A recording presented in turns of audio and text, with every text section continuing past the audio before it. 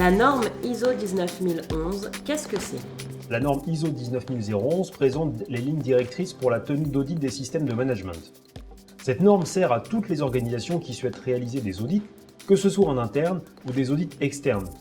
On y inclut tous les types d'audits de systèmes de management, comme par exemple les systèmes de management de la sécurité et de l'information, les systèmes de management de la qualité, ceux de l'environnement, etc.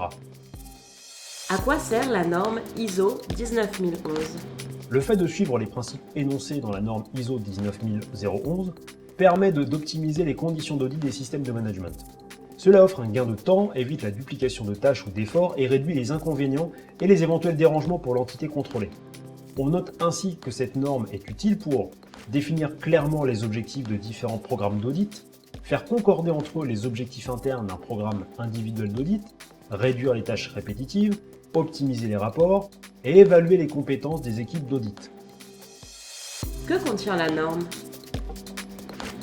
La norme ISO 19011 présente les principes théoriques de management d'un audit, mais aussi les compétences attendues par les auditeurs et les responsables d'audit. Elle détaille ensuite également toutes les étapes à mener au cours de l'audit. Quelles sont les différences entre la norme ISO 19011 actuelle et ses versions précédentes? La version revue de la norme ISO 19011, qui est encore la version actuelle, a apporté plusieurs changements majeurs par rapport aux versions antérieures. Alors que la version 2002 était destinée uniquement aux audits des systèmes de management de la qualité et de management environnemental, la version actuelle concerne l'audit de tous les systèmes de management, quels qu'ils soient.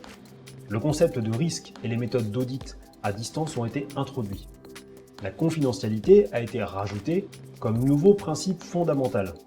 Les différents processus de détermination et d'évaluation des compétences a été renforcés. Plusieurs articles ont été réorganisés. Et une nouvelle annexe a été ajoutée pour présenter des exemples qui permettent d'illustrer les connaissances et les aptitudes spécifiques à la discipline.